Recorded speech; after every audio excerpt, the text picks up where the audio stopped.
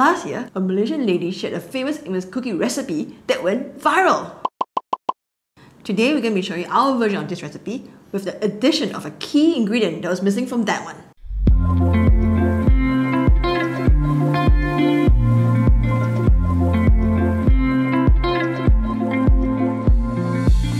Hi again everyone, welcome back to the channel. My name is Benji.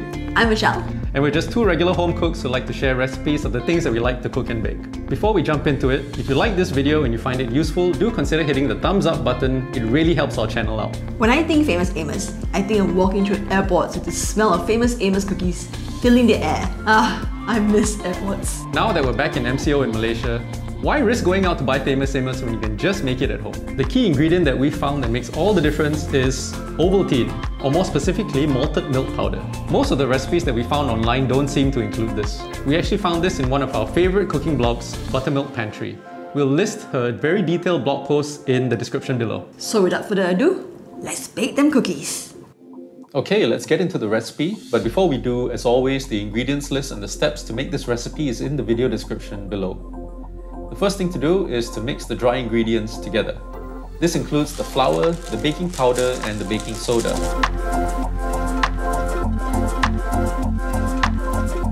Put it all into a mixing bowl, give it a quick stir, and set it aside for now. Now for the wet ingredients. In a second bowl, add the butter, brown sugar, and white sugar. We find that it's quite important to use both brown and white sugars. They each bring a different flavor to the cookie and it's just not the same without one or the other. To this, add the salt and then the Ovaltine. We're only using 5 grams here. It doesn't seem like a lot, but it makes a huge difference in the final cookie. Finally, add the vanilla essence and then mix everything together. We made the mistake of starting with a whisk. Don't do that. Start with a spatula and then move on to the whisk later. Get your arm action going and make sure everything is mixed to the point that you can't feel any more of the sugar granules. Now it's time to add half an egg. Yep, just a half. You could double the recipe so you use the entire egg, but that's going to make quite a lot of cookies, so just be aware. Whisk everything up until it turns into a light brown color. To this, we're going to add the dry ingredients in 2 batches. So start with a half first and then mix it well. We do this in smaller batches so that we don't end up with lumps of flour. So make sure everything is well mixed until there's no more dry flour. If you're going to add nuts, now's the time to chop them up and add them into the dough. Our recipe today uses macadamias because we really love them, but you could skip it and just go with the chocolate if you like.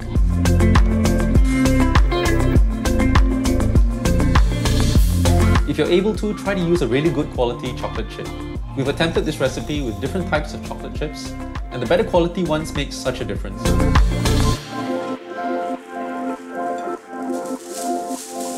Now scoop the dough up and put it all into a clean plastic bag.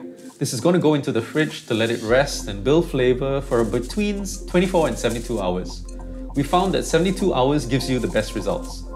This refrigeration step actually makes it pretty convenient to whip up fresh cookies every day. You could keep a big batch in the fridge and then just pull out small amounts each day to bake, and that means you get fresh cookies every day.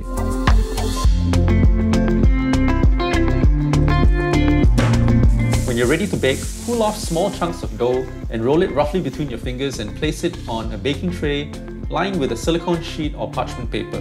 You don't have to be accurate at all with shaping these cookies. Make them however large or small that you like. They will expand in the oven, so space them out a little bit on the tray. If you're going for Famous Amos, make them small like we have here. Now off they go into the oven at 160 degrees C for roughly 12 minutes. Make sure to turn on the oven fan. Since all ovens are different, it might take a bit of trial and error to get the correct texture. When they come out of the oven, they should be a lovely dark golden brown color. We like ours pretty crunchy, so we tend to go on the darker side as well.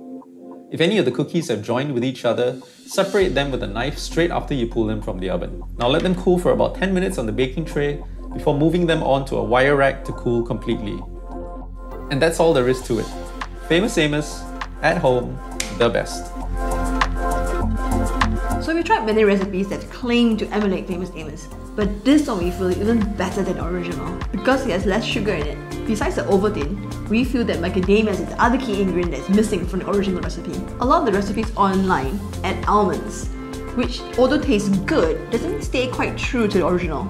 Instead of macadamias, you could also do a variation with pecans instead. Yet another way to do a variation is to use Milo instead of Ovaltine.